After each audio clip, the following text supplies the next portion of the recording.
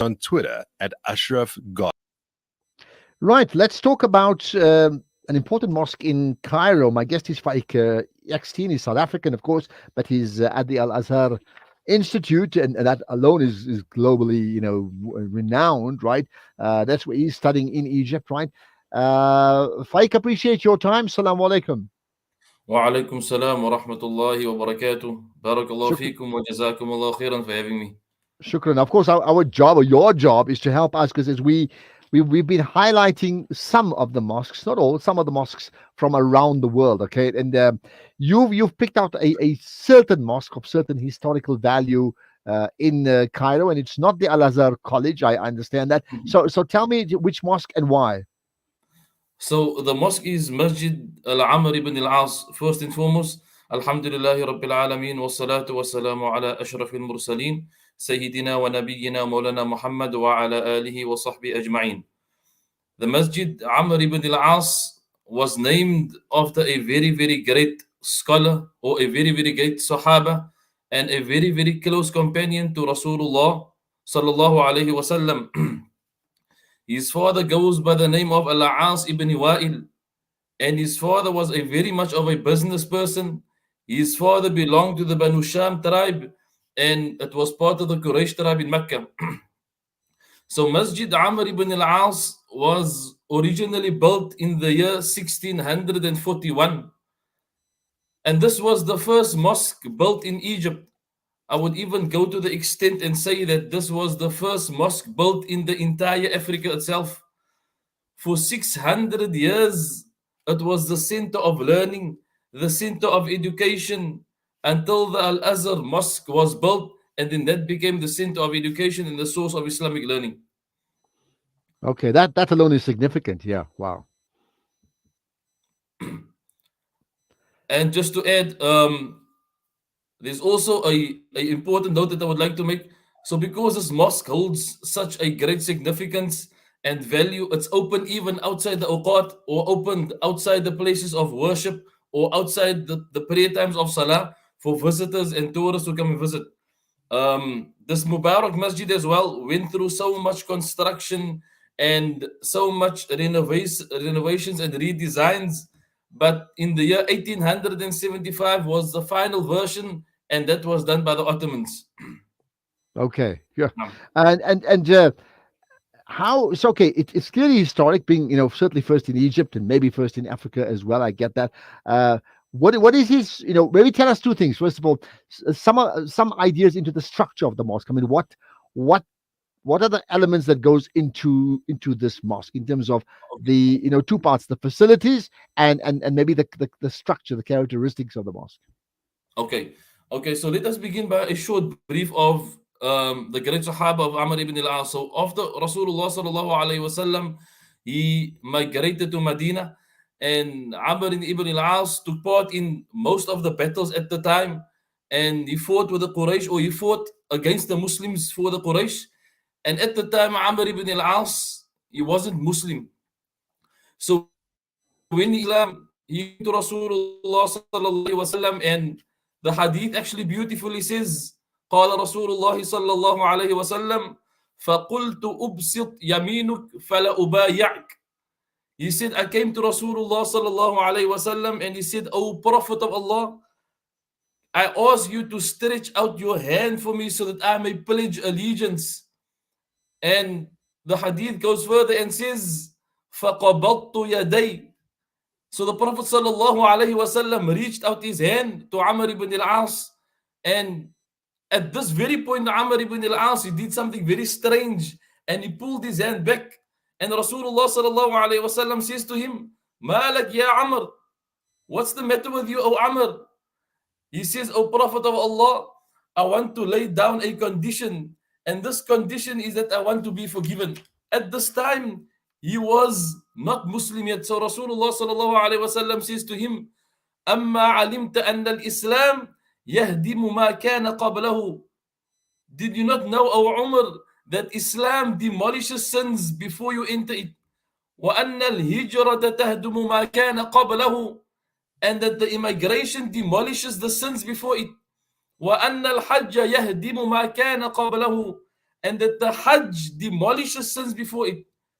So by learning this and by these teachings, we can see the importance of this masjid that was built. Mm, And absolutely. it's reported that these individuals came, and it's been reported that there were about 400 or in fact 4,000 warriors who conquered Egypt by the leadership of Amr ibn al-As. يعني ينتشر الإسلام في مصر. The intention was to spread Islam in Egypt. The intention was to spread Islam throughout the areas of Egypt, throughout the different countries or the different neighborhood countries of Egypt. A place called Fustad, known as Cairo today, and he made his way and he spread Islam miraculously through this beautiful city. Okay, Alhamdulillah. what a fascinating story, right? So can you describe a little, just very quickly about the structure of the mosque? I mean, what can you see there? What can you tell us? Okay, so when I was at the masjid, what normally happens is you enter the masjid and there's normally somebody that guides you throughout the masjid as well.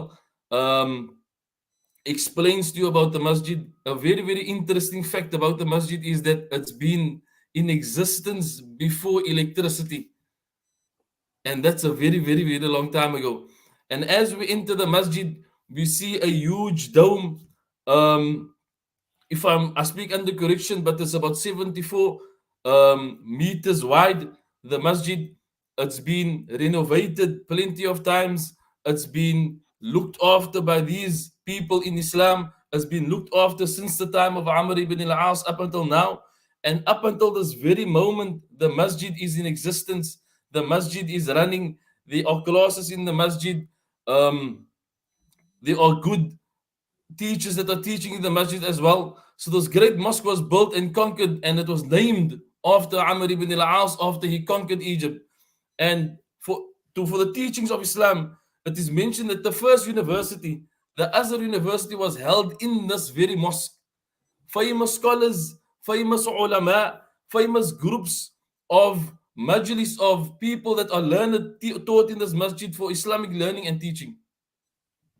Okay, fascinating. How you mentioned that the educational leadership role in Egypt then shifted to Al Azhar when that was established, right? What then is the functioning of this mosque now? So currently at this mosque, um, it's running as per normal. There is, you have your Salatul Dhuhr, your Salatul Asr, your Salatul Maghrib, Salatul Isha, Salatul Fajr.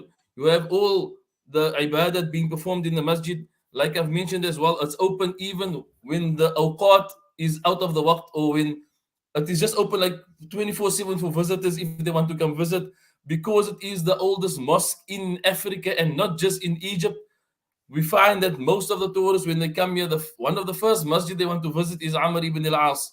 And it held such a great significance because it's been in existence since the time of Rasulullah sallallahu alaihi wasallam. More so to say that, I would even say that our famous Imam Shafi'i rahmatullahi alayhi, Allah subhanahu wa ta'ala bless him, gave classes in this very masjid. Amr ibn Wow. al-As, he led Jumu'ahs in this masjid. He led many occasions in this masjid. Imam Muhammad al-Khazali was the Imam of this time at this masjid. So at this time, it was very historical up until this very moment. And we ask Allah subhanahu wa ta'ala to raise the status of Amr ibn al-As radiallahu ta'ala anhu. And may this mosque continue to impact not just Egyptian life, but certainly the life of the Muslim world and even beyond the Muslim world, because I mean that's what we want. Ameen, Is there inshallah, any ameen. final point? Is there any final point that you wish to add, Faik? I would like to mention that in Egypt itself, the impact that this masjid had, studies of Egypt, or on when it comes to the knowledge side of Egypt, the impact that it had at that time, we can now but see the impact that it have in the students that the Azhar is producing. We can now see the impact that it had when Islam was brought into Egypt at that time. We can now see the benefit and the fruits of the ulama that is working on this blessed lands of Egypt, because of that masjid, because where the knowledge started, and because where all those small classes started, where all those ulama started teaching, and it started spreading Islam and spreading Islam up until this very day, that Egypt is blessed or blessed for the knowledge. And we ask Allah subhanahu wa ta'ala to keep this country blessed up until the day of Qiyamah. Well, I'll tell you what, I have not been to Egypt, amazingly. Inshallah, one day soon.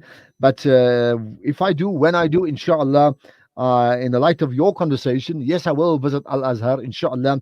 But I will certainly plan, Inshallah. my niyyah is to visit the Amr Ibn As Mosque Masjid in Cairo because the way you set it up, you've certainly spoken well about it. So I appreciate you giving off your time and bringing some Inshallah. value to Allah this reward you and conversation as Allah we look bless you, at the Mosque inshallah. of the World.